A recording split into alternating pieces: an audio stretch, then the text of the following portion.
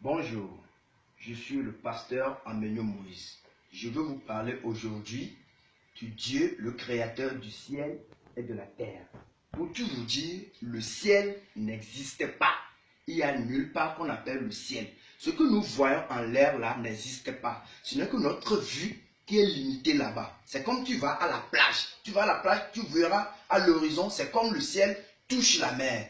Ça ne touche jamais la mer, c'est notre vision qui est arrêtée là-bas. Maintenant, on nous a présenté un Dieu qui constitue le créateur du ciel et de la terre. Comment Dieu peut créer ce qui n'existait pas? C'est ça la terre. La terre, c'est comme ça. La terre est suspendue en l'air comme ça. Ce n'est pas quelque chose qui est bloqué quelque part ou le ciel aussi est bloqué comme ça. Non. La terre est suspendue dans l'univers. Donc, la terre n'est pas une chose plate, mais la terre est ronde.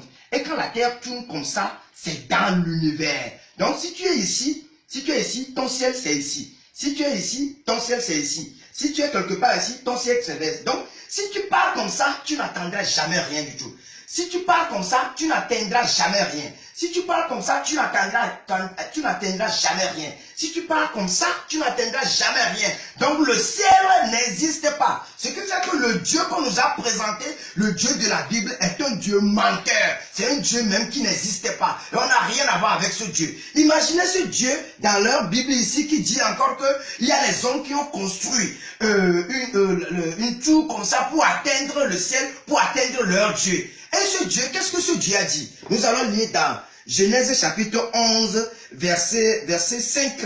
Alors, on a dit, l'Éternel descendit pour voir la ville et la tour que bâtissaient les fils de l'homme.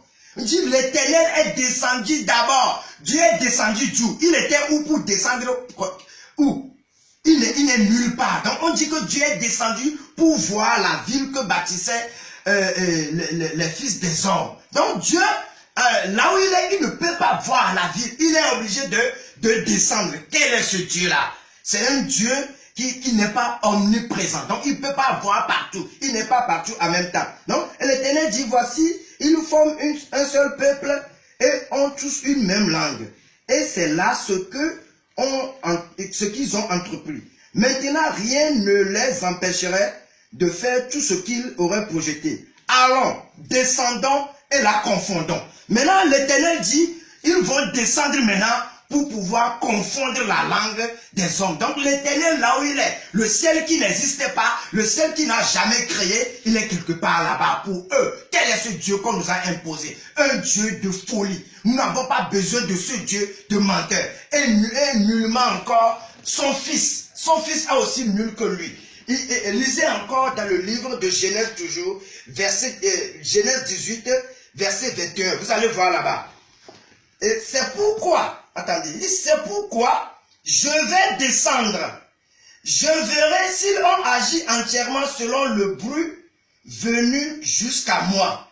Et si cela n'est pas, je le saurai. Regardez ce que l'Éternel dit. Il dit, quand Sodome et Gomorrhe ont commis beaucoup de péchés, l'Éternel Dieu dit maintenant, comme leur péché et le bruit de leur péché est parvenu jusque chez lui, dans le ciel qui n'existe pas, l'Éternel dit, je vais descendre. Quand je descends maintenant, je vais vérifier si ce qui est venu vers moi, si ce n'est pas vrai, là, il le saura. Donc l'Éternel Dieu ne connaît pas des choses. Lisez ceci dans Genèse 18, verset 12. Vous allez voir que l'Éternel ne sait pas des choses. Il doit vérifier d'abord. Il doit descendre d'abord. Il doit venir voir d'abord avant de connaître. C'est ce Dieu de folie, ce Dieu ignorant, ce Dieu qui vit dans les ténèbres. Comme Salomon l'a dit dans un roi 8, verset 12, que l'Éternel veut vivre dans les ténèbres. Ce Dieu des ténèbres nous a été imposé. Ça n'a pas de sens. On n'a pas besoin de ce Dieu d'ignorance.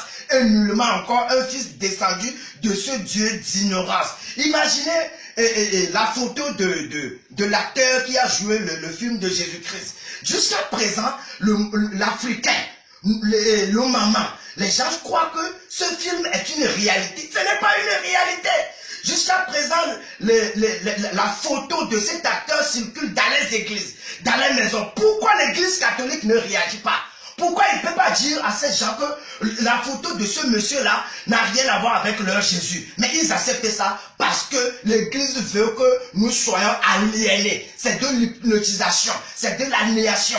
Nous ne sommes pas là-bas. Nous ne sommes pas appelés à suivre un Dieu qui n'existe pas. Le ciel n'existe pas. Le Dieu qui a créé la terre et le ciel n'existe pas. C'est un faux Dieu. Parce que le ciel n'existe pas et la terre n'est pas une chose blanche. Si vous lisez encore dans le livre de Proverbes, le Proverbe dit que la terre est suspendue par des piliers de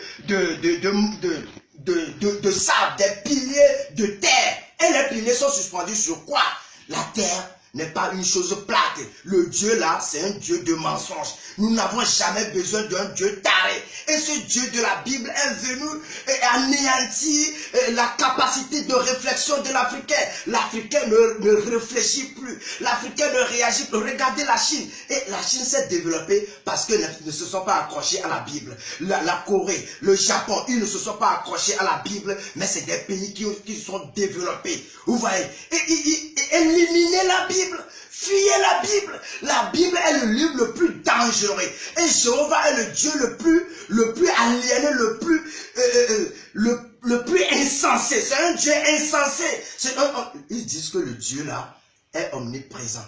Mais le Dieu là, et ils disent encore que le Dieu là est omniscient. Alors que regardez, le Dieu là n'est pas omniscient. Il doit descendre pour voir. Aujourd'hui, je te dis, toi Africain, réveille-toi. Tu n'as pas besoin de ce livre. Ce livre se détruit lui-même. Tu n'en as pas besoin. Ce que tu as besoin, c'est toi-même. Il faut te découvrir. Toute capacité de Mao, toute capacité qui dépasse toute chose est en toi. Tu es Mao. Réagis maintenant. Révèle ta capacité de création. Tu peux créer toutes choses.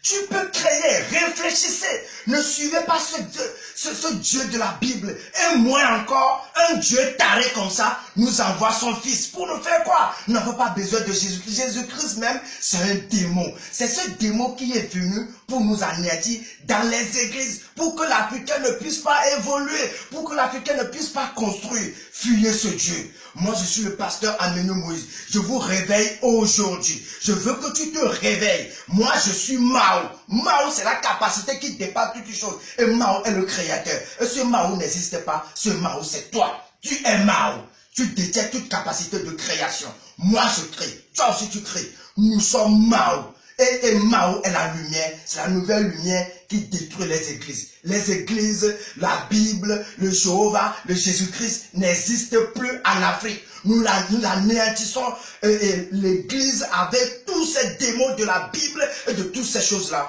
pour refléter l'Afrique. Tu es africain.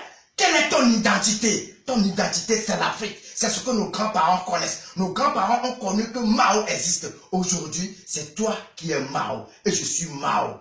Je m'appelle pasteur Ameno Moïse et je suis Esséouto. Je suis au numéro 00228 93 15 77 98. Le ciel n'existe pas.